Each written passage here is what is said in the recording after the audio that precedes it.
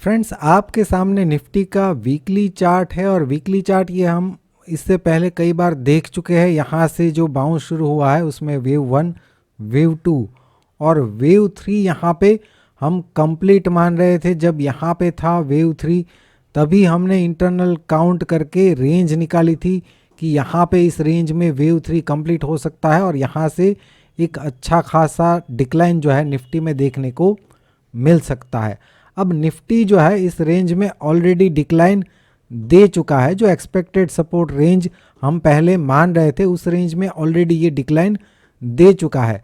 तो क्या अब ये करेक्शन कंप्लीट हो चुका है या कंप्लीट होने के बिल्कुल नज़दीक है? आज के वीडियो में हम डिस्कस करेंगे फ्रेंड्स। मेरा नाम है चिराग और अगर आपने अभी तक मेरा यूट्यूब चैनल सीबी खसिया सब्सक्राइब नहीं किया है तो रेगुलर अपडेट के लिए सब्सक्राइब ज़रूर कर लीजिएगा। निफ्टी के अगर वीकली चार्ट में देखें तो सपोर्ट रेंज में आ चुका है, लेकिन हमें देखना होगा ये डिक्लाइन को। ये वेव 3 के बाद वेव 4 का जो डिक्लाइन हुआ है उसको हम स्मॉलर टाइम फ्रेम में देखेंगे और समझने की कोशिश करेंगे कि क्या इस रेंज में ये सपोर्ट कहाँ पे ले सकता है। यहाँ पे इस रेंज में तो आ चुका है। हम जनरली डिस्कस करते हैं वेव 4 की रेंज 23% से लेके 38%, तो इस रेंज में तो आ चुका है, मतलब कि वेव 4 कंप्लीशन के लिए एलिजिबल है। अब यहाँ से कहीं से भी अगर बाउंस हाई के ऊपर चला जाता है तो हम यहाँ पे कंप्लेन नहीं कर सकते कि वेव 4 कंप्लीट नहीं हुआ था, क्योंकि उस रेंज में ये ऑलरेडी आ चुका है। इसका मतलब ये हुआ कि हमें कंप्लेन ना करनी पड़े ऐसी कि यहाँ पे शायद मूव मिस हो जाए। तो हमें ये जो डिक्लाइन है उस डिक्लाइन पर ही फोकस करना पड़ेगा और ढूंढना पड़ेगा काउंटिंग को कि वेव 4 की कंप्लीशन रेंज, छोटी सी रेंज अगर हमें मिल जाती है तो वहाँ से बाइंग का सिनारियो बन सकता है। और अगर बनेगा कि नहीं बनेगा वो भी देखने वाली बात है। तो इस डिक्लाइन को अगर हम स्मॉलर टाइम फ्रेम में देखें तो ये जो है 1 आवर चार्ट है निफ्टी का। यहाँ से जो डिक्लाइन है वो वेव ए है, ये हम कई बार बोल चुके हैं, इसमें कोई डाउट नहीं है। उसके बाद वेव बी जो है, वेव बी ने हमें बहुत पकाया था। यहाँ से ये जो बाउंस आया उसके बाद डिक्लाइन आया तो हमने बात की थी कि एक बार फिर से यहाँ से एक बाउंस आ सकता है और वहाँ पे वेव बी जो है वो कंप्लीट कर सकता है। लेकिन वहाँ से बाउंस नहीं आया, डिक्लाइन कर गया, राइट। अब देखिए फ्रेंड्स, यहाँ पे आया तब भी हमने इसका 100 to 123% निकाला था कि इस रेंज में वेव बी कंप्लीट कर सकता है। अगर इस रेंज में आता तो हम वेव सी के लिए शॉर्ट का प्लान बना देते, लेकिन इस रेंज में भी नहीं आया फ्रेंड्स और वहीं से डिक्लाइन कर गया, राइट।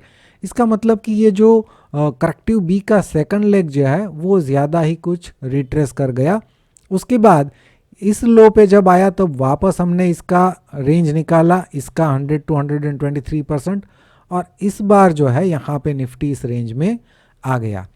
अब निफ्टी आ गया था लेकिन बैंक निफ्टी नहीं आया था, ये हम बार बार डिस्कस कर चुके हैं। आज के वीडियो में सिर्फ और सिर्फ निफ्टी डिस्कस करने वाला हूं, तो बैंक निफ्टी की डिस्कस यहाँ पे करके कंफ्यूज नहीं होना है, राइट। अब निफ्टी जो है यहाँ पे आ चुका है इसके 100 to 123% की रेंज में, तो यहाँ पे हम उसको वेव बी मान लेते हैं। तो ये हो गया हमारा वेव ए और ये एक इरेग्युलर करेक्शन यहाँ पे हो गया वेव बी। अब यहाँ से अगर मैं वेव सी का प्रोजेक्शन निकालूं यहाँ से, राइट, तो कितना आएगा? इसका 100 to 123%, जो रेंज मैंने यहाँ पे ऑलरेडी निकाल के रखी है।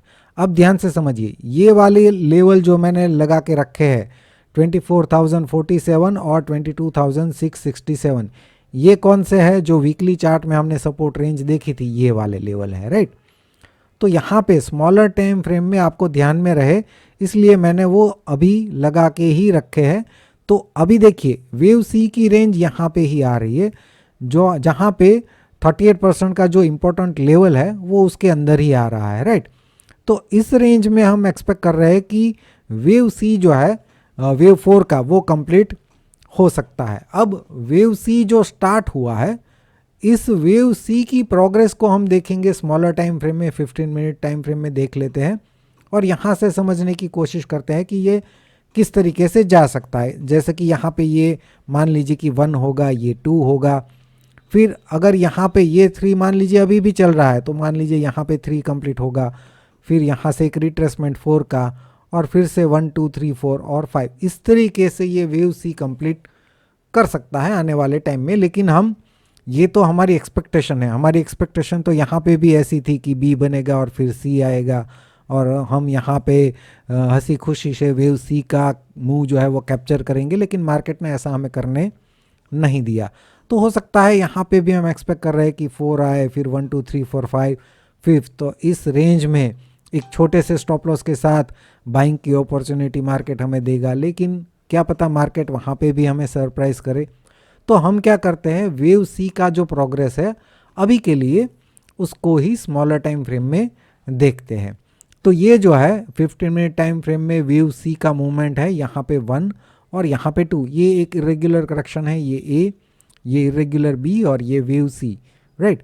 तो यहाँ पे वेव 2 कंप्लीट होके ये सी का जो है वो प्रोग्रेस अभी चल रहा है, ऐसा हम बोल सकते हैं।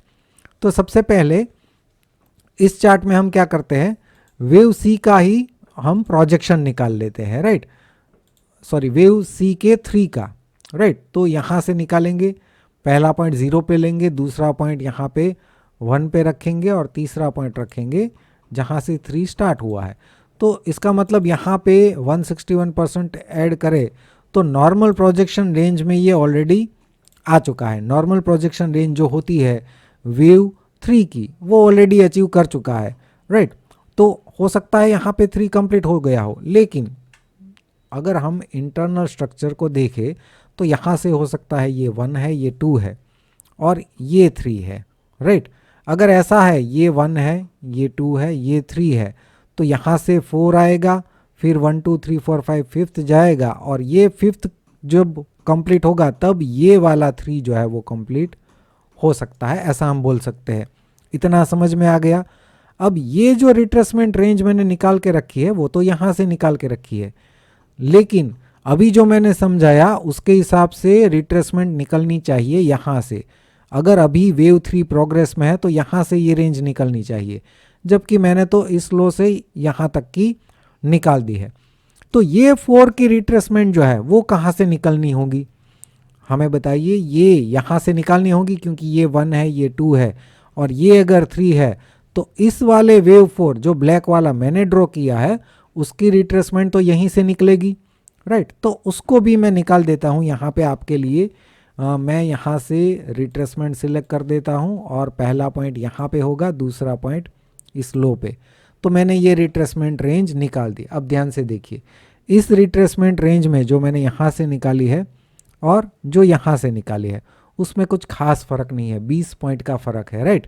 यहाँ से अगर हम देखें तो ये 23% से ये 23% में 20 पॉइंट का ही फ़र्क है।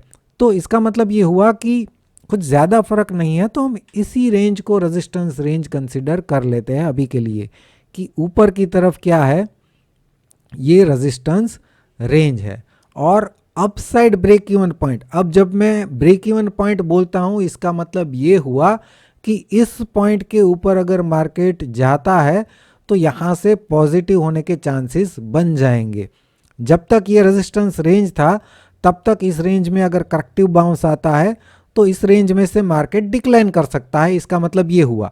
अब अपसाइड ब्रेक इवन पॉइंट का मतलब ये हुआ कि मान लीजिए इस पॉइंट के ऊपर मार्केट ट्रेड करने लगा तो जो हम एक्सपेक्ट कर रहे थे कि ये रेजिस्टेंस रेंज है, उस रेजिस्टेंस रेंज को मार्केट ने जो है वो निगलेक्ट किया और इसके ऊपर ट्रेड करने लगा, तो मतलब पॉजिटिव हो गया। इसका मतलब हम इस तरीके से लेंगे। तो आने वाले वीडियो में भी अगर आप मैं अगर बोलता हूँ बार बार कि ये अपसाइड ब्रेक इवन पॉइंट है तो इसका मतलब आपको समझ में आना चाहिए। सेम तरीके से down side break even point जो होता है उसके नीचे ट्रेड करता है। फॉर एग्जांपल कि कोई एक लेवल है, ये down side break even point है, तो इसके नीचे ट्रेड करता है तो जो सपोर्ट रेंज थी हमारी वो निगलेक्ट हो गई है और इसके नीचे ट्रेड करने लगा, मतलब मार्केट नेगेटिव हो रहा है, राइट।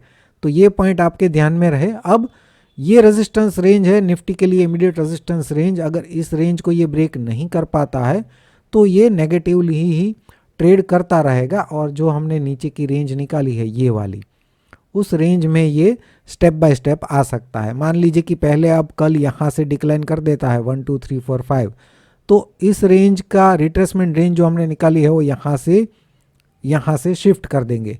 पहला पॉइंट यहाँ पे और दूसरा पॉइंट यहाँ पे, तो ये थोड़ी नीचे आ जाएगी, राइट। और यहाँ पे कंप्लीट क्या होगा, ये वाला वेव 3। फिर उसके बाद वापस जो हमने रेंज शिफ्ट को की होंगी इसको, उसमें एक 4 आएगा ये वाला, और उसके बाद फिर से 1 2 3 4 और 5। और इस 5 का प्रोजेक्शन कैसे निकालेंगे, पहला पॉइंट 0 पे, दूसरा पॉइंट यहाँ पे और तीसरा पॉइंट यहाँ पे, तो हमें 5 की प्रोजेक्शन रेंज मिल जाएगी, राइट। इस तरीके से आने वाले दिनों में हमें काम करना है। आपको समझ में आ गया कि यहाँ पे रेजिस्टेंस रेंज है और इसके ऊपर ट्रेड करता है तो निफ्टी जो है वो पॉजिटिव हो सकता है। अब इसका मतलब आपको वहाँ पे भी डाउट होगा कि पॉजिटिव हो सकता है मतलब अभी बोल रहे हैं कि यहाँ से वेव सी शुरू हुआ है तो पॉजिटिव कैसे हो जाएगा। अगर पॉजिटिव होता है तो फ्रेंड्स इस डिक्लाइन को 1 2 3 जो हम बोल रहे हैं उसको हम चेंज करके ABC कर देंगे। तो फिर क्या होगा, एक और क्वेश्चन तो यहाँ पे दिखाता हूँ मैं आपको। देखिए अगर यहाँ से उस 38% को ब्रेक कर देता है तो इसको मैं ABC बोल दूंगा, जो अभी 1 2 3 4 1 2 और 3 बोल रहा हूँ तो ABC बोल दिया। तो इसके बाद जो बाउंस होगा वो इसका 100 to 123% हम बोलेंगे, क्योंकि उस केस में ये हो जाएगा हमारा एक इरेग्युलर करेक्शन, यहाँ पे हो जाएगा A, ये ABC ये हो जाएगा B, और यहाँ से जो बाउंस आएगा इसका 100 to 123% वो हो जाएगा C, राइट। तो उस केस में क्या होगा, मल्टीपल पॉसिबिलिटीज़ है, राइट। इस करेक्शन की उसके बाद मल्टीपल पॉसिबिलिटी बन जाती है, लेकिन अभी इजी करने के लिए एक साथ मैं इतना समझाऊंगा तो ओवरडोज हो जाएगा फ्रेंड्स। आप समझिए, अभी के लिए इतना ध्यान में रखिए कि इसका 23 to 38% का लेवल जो है वो ब्रेक कर देता है तो ये ABC बन जाएगा, ये इरेग्युलर करेक्शन बन जाएगा और इसकी 100 to 123% की रेंज में ये बाउंस कर सकता है और वहाँ पे ये रेजिस्टेंस ले सकता है। अभी के लिए इतना ध्यान में रखिए, राइट।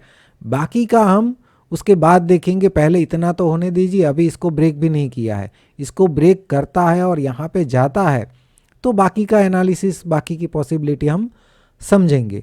अभी के लिए जो भी सिनारियो है आपने समझ लिया है, यहाँ पे रेजिस्टेंस रेंज हमने निकाल दी है और उसको ब्रेक नहीं कर पाता है तो स्टेप बाय स्टेप इस रेंज में ये आ सकता है। तो मेरे ख्याल से अभी इस वीडियो से आपको कोई डाउट है तो कमेंट सेक्शन में पूछिए। अगर इसकी बात कर रहे हैं ये वाले डाउट की कि इरेग्युलर करेक्शन जो है आपको समझ में नहीं आ रहा है या फिर आपकी समझ के बाहर है या फिर आप इसको मानने को ही तैयार नहीं है, तो मैं इसमें मेरे ख्याल से कुछ नहीं कर सकता, क्योंकि मैं अपने हिसाब से काउंटिंग देता हूँ, आप अपने हिसाब से देते हैं। मैं ये नहीं बोलूँगा कि आपका काउंटिंग गलत है। आप मुझे बोल सकते हैं कि मेरा काउंटिंग गलत है, क्योंकि मैं एक्सेप्ट करता हूँ। कोई अगर बोलता है कि आपका काउंटिंग गलत है तो मैं एक्सेप्ट करता हूँ, इसलिए करता हूँ क्योंकि मैं समझता हूँ कि इलियट वेव थियरी जो है काफ़ी ब्रॉड है।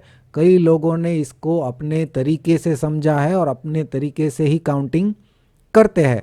तो मैं एक्सेप्ट करता हूँ कि कोई अगर बोलता है कि ये गलत है तो उसके हिसाब से शायद ये गलत है, राइट। लेकिन मैं कभी किसी को ऐसा नहीं बोलता हूँ कि भाई तुम्हारा काउंटिंग गलत है या आपका काउंटिंग गलत है, क्योंकि मैं समझता हूँ क्योंकि उनकी जो इलियट वेव थियरी है उसको देखने का नज़रिया है वो मेरे से अलग है, तो हो सकता है उनका काउंटिंग भी अलग हो। बाकी वीडियो अगर अच्छा लगा है तो लाइक और शेयर ज़रूर कर दीजिए फ्रेंड्स। अगर रेगुलर अपडेट चाहते हैं तो चैनल को सब्सक्राइब करके बेल आइकॉन को प्रेस कर दीजिए। वीडियो देखने के लिए आपका बहुत बहुत शुक्रिया, धन्यवाद।